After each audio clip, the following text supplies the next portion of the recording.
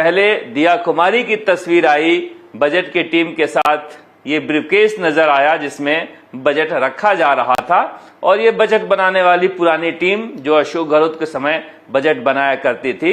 इस तस्वीर के बाद जो दूसरी तस्वीर आई, उस तस्वीर के बाद चर्चा होने लगी कि क्या भजन लाल शर्मा को भी अटैची हाथ में लेने जाना चाहिए था। अब कई बार क्या होता है कि सलाहकार जो हैं वो कहते हैं कि साहब आप मुख्यमंत्री हैं, अटैची आप भी ले लो, मगर हो सकता है कि ये तस्वीर थी, अब ये दूसरी तस्वीर आई थी जिसमें मुख्यमंत्री जी हाथ में अटैची लिए हुए हैं। अब प्रधानमंत्री नरेंद्र मोदी निर्मला सीतारमण के अटैची हाथ में भला क्यों नहीं जब बजट उन्हीं का है। मगर मैं कह रहा हूं कई बार क्या है कि ये स्थिति मैंने सचिन पायलट अशोक गहलोत के समय देखा है, इसीलिए बचिए भजन लाल जी इन सब चीजों से। हो सकता है कि ये केमिस्ट्री हो, मैथमेटिक्स ना हो। मैंने लोगों से कहा कि हो सकता है कि भजन लाल शर्मा ये दिखाने की कोशिश कर रहे हों कि देखिए किस तरह से हमारी पूरी यूनिट एकजुट है और ये केमिस्ट्री कितनी अच्छी है कि दिया कुमारी और भजन लाल शर्मा मुख्यमंत्री और उप मुख्यमंत्री मिलकर बजट पेश कर रहे हैं और इससे एक जनता में संदेश जाएगा कि ये सरकार एकजुटता के साथ काम कर रही है। मगर फिर भी चर्चाएं तो हो ही जाती है क्योंकि ये सियासी चर्चाएं होती है और इसे लेकर ना केवल सदन में गोविंद सिंह डोटासरा बोलते नजर आए मगर जनता के बीच चर्चाओं में भी रहा। अब देखिए अशोक गहलोत के समय भी ऐसा ही कुछ हो रहा था। कोई नई गाड़ी आ जाती थी सचिन पायलट के काफिले में तो अशोक गहलोत को तो पता होता नहीं था और देवाराम सैनी फोन कर लेते थे गाड़ी भेजने वाले को कि नई गाड़ी की क्या जरूरत है उसके काफिले में। तो ये जरूरी नहीं कि अशोक गहलोत को पता होता था, मगर ये धीरे धीरे क्या होता है कि सलाहकार बताते जाते हैं। अब बजट के बाद प्रेस कॉन्फ्रेंस हुई, प्रेस कॉन्फ्रेंस में दिया कुमारी चुपचाप बैठी रही और उसी बजट को वापस आधे घंटे भजन लाल शर्मा जी दोहराए और उसके बाद दिया कुमारी गई तो अलग से उनका मीडिया बाइट हुआ, वहीं हो जाता तो अच्छा होता। मगर राजनीति में कभी कभी इनसिक्योरिटी हावी हो जाती है और इनसिक्योरिटी हावी करने के पीछे आसपास जो मौजूदा लोग होते हैं वो लोग होते हैं। भजन लाल शर्मा की प्रेस कॉन्फ्रेंस देखने के बाद ऐसा लग रहा था मुझे कि उन्हें ज्यादा से ज्यादा इंटरव्यू देना चाहिए क्योंकि वो अच्छे वक्ता हैं, मगर उनके सलाहकार महेंद्र भारद्वाज बनने पर तुले हुए हैं। महेंद्र भारद्वाज ने ऐसा हाल कर दिया वसुंधरा राजे का कि वो अपने सेल से बाहर ही नहीं आ पाई और उनका पूरा कम्युनिकेशन टूट गया। बोलना मत साहब, बोलना मत, बोलना मत। तो मुझे लग रहा है कि भजन लाल शर्मा एक अच्छे वक्ता हैं, संगठन से आए हैं, उन्हें ज्यादा से ज्यादा इंटरव्यू और मीडिया को फेस करना चाहिए, उसे परफेक्शन आता है। मगर ये तस्वीर अच्छी रही जब वो लड्डू खिला रहे थे और ये तस्वीर भी अच्छी है। अगर इस तरह की सियासत की तस्वीर आती रहे तो मुझे लग रहा है कि बीजेपी के बेहतरी के लिए और अच्छा होगा। देखिए ये कांग्रेस तो है नहीं कि यहां पर शक्ति प्रदर्शन करना है। बीजेपी में ना तो भजन लाल शर्मा अपने शक्ति से बने हैं मुख्यमंत्री, ना दिया कुमारी बनी है उप मुख्यमंत्री अपनी शक्ति से। कोई तीसरा है जो सब कुछ देख रहा है, तो फिर जब तीसरे के हाथ से ही कुछ होना है तो फिर आपस में इस नूरा कुश्ती का मतलब क्या है। अगर ऐसा है तो बाकी मुझे लग रहा है कि हो सकता है भजन लाल शर्मा दिया कुमारी के साथ अपनी एकजुटता दिखाना चाह रहे हो। मगर प्रेस कॉन्फ्रेंस में दिया कुमारी चुपचाप बैठी रही और वित्त मंत्री के नाते कोई जवाब नहीं दिया। उसके बाद अलग से मीडिया बाइट हुई, प्रेस कॉन्फ्रेंस हुई, तो मुझे लगा कि और बेहतर ढंग से इसे किया जा सकता था। मगर सलाहकारों का क्या करें, सलाहकार वही है जो उस समय थे। ये बात मैं इसलिए कह रहा हूं कि जब भी मैं इस जगह को देखता हूं कुछ भी नहीं बदला है, नाटक वही पुराना है, बस किरदार नया है। ये यहाँ अशोक गहलोत होते थे और मुख्यमंत्री निवास में यहाँ बुलाई गई भीड़ होती थी और जिंदाबाद जिंदाबाद चिल्लाते। अशोक गहलोत मंत्र मुग्ध होकर सुनते थे और सुनिश्चित हो जाते थे अपने जीत के प्रति कि देखिए हमारी कितनी वाहवाही हो रही है। जनता का गांधी, जनता का गांधी और अशोक गहलोत जिंदाबाद की जगह यहाँ पर युवा जो है जय श्री राम भजन लाल के नारे लगा रहे हैं। मुझे लगे बुलाई गई भीड़ से बचना चाहिए। अगर युवाओं के लिए इतनी अच्छी घोषणा हुई है तो युवाओं के बीच जाकर बातचीत करनी चाहिए। भजनलाल शर्मा को प्रधानमंत्री नरेंद्र मोदी से सीखना चाहिए। प्रधानमंत्री नरेंद्र मोदी जब प्रधानमंत्री बने तो सबसे पहले उन्होंने वो सारे ढर्रों को उठाकर फेंक दिया जो उनसे पहले के प्रधानमंत्री इस लकीर के फकीर बने हुए थे, उस लकीर पे चला करते थे, और उन्होंने एक नई इबारत लिखी अपने नए तरीके से। भजनलाल शर्मा बिल्कुल नए हैं, एक नया स्लेट है जिस पर नई कहानी लिखी जा सकती है, मगर ये सलाहकार पुराने हैं, इनके पास थॉट प्रोसेस नहीं है। तो वही अशोक गहलोत का घिसा पिटा फार्मूला लाकर इस्तेमाल कर देते हैं भजनलाल के लिए।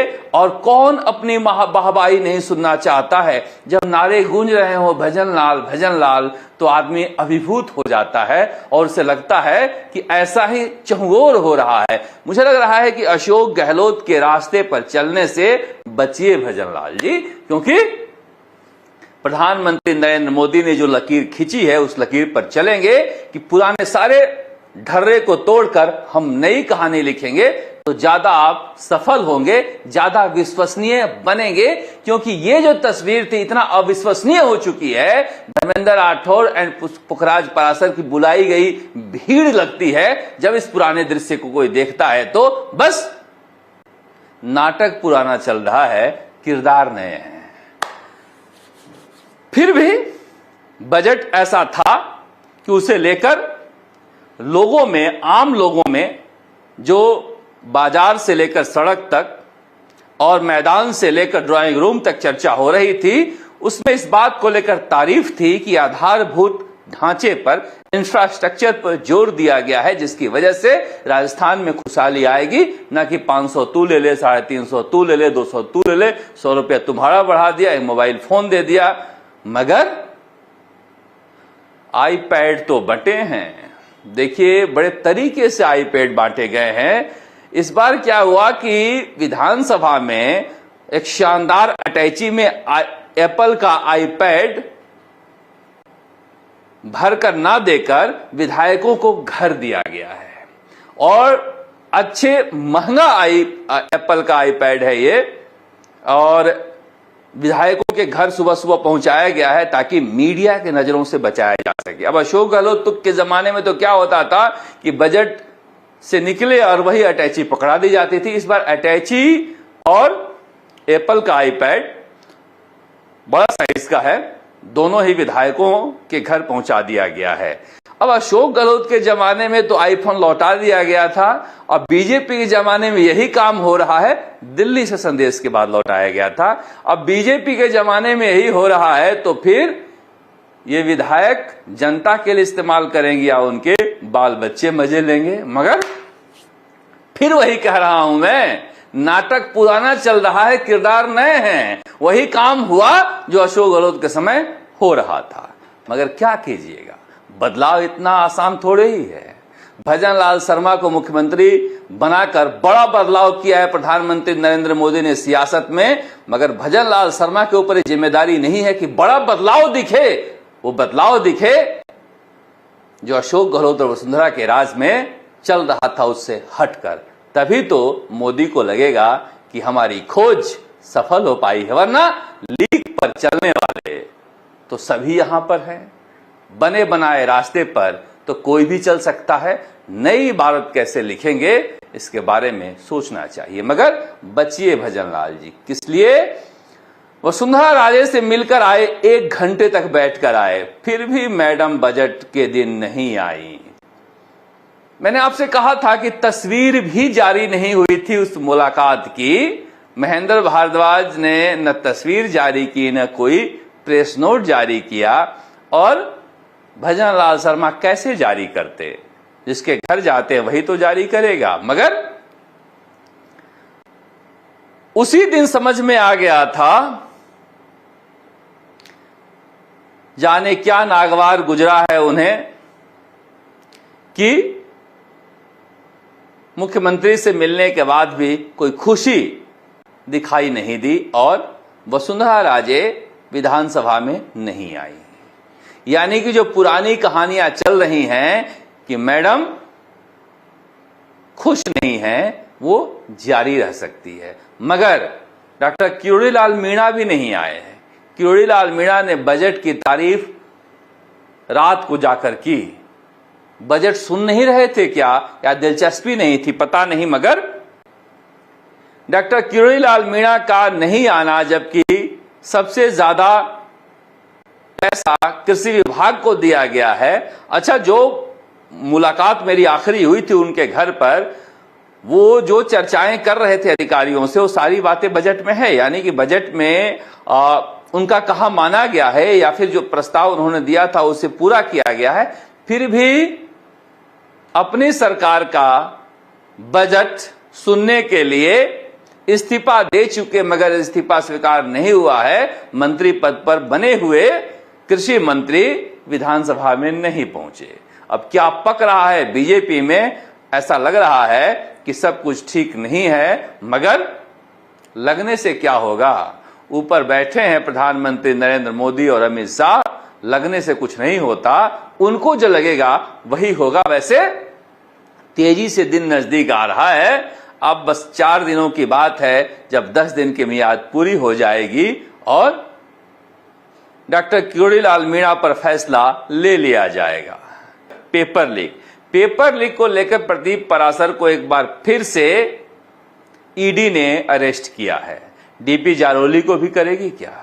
पेपर लीक को लेकर रीट मामला हो, चाहे वन रक्षक हो या फिर दूसरे परीक्षाएं हो, सीएचओ का हो, ईओआरओ का हो, पेपर लीक को लेकर भजन लाल शर्मा कह रहे हैं कि हम टीम को बढ़ाएंगे, मगर ये जांच बहुत स्लो हो रही है। एसआई की परीक्षा जो हुई थी उसमें भी जिस तरह से खुलासे हुए हैं, विद्यार्थियों का ऐसा मानना है कि इस परीक्षा को रद्द करना चाहिए। जब नीट को लेकर सुप्रीम कोर्ट ये सुनवाई कर सकती है कि परीक्षा रद्द हो या ना हो, तो राजस्थान में हुई परीक्षाओं को लेकर हाई कोर्ट क्यों नहीं सुनवाई कर सकती है कि इन परीक्षाओं का क्या मतलब, जब सारा पेपर ही आउट था। मैं सोचता हूं कभी कभी कि ये कौन सा नैतिक बल है, ये कौन सा ऐसा नैतिक बल है जिसके जरिए अशोक गहलोत अब भी ट्वीट कर रहे हैं।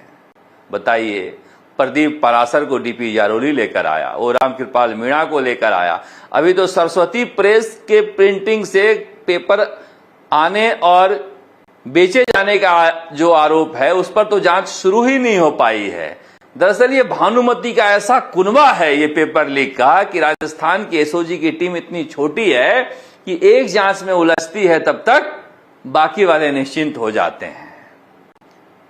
परीक्षाओं के भविष्य को लेकर जो पिछली सरकार के दौरान हुई है, भजन लाल सरकार को ठोस फैसला लेना चाहिए। अधिकारी वही हैं और उन्हीं अधिकारियों से पूछ कर आप काम कीजिएगा तो ईओआरओ परीक्षा हो या एसआई परीक्षा हो, ये परीक्षाएं रद्द नहीं हो पाएगी और रीट जांच को लेकर भी कठोर फैसला लेना होगा। सिर्फ हवाबाजी करने के बजाय प्रधानमंत्री नरेंद्र मोदी की राह पर चलते हुए कार्रवाई और ठोस कार्रवाई दिखाकर भजन लाल सरकार को जनता का दिल जीतना होगा। वरना मैंने कल भी कहा था, राजस्थान की जनता रोटी पलट देती है।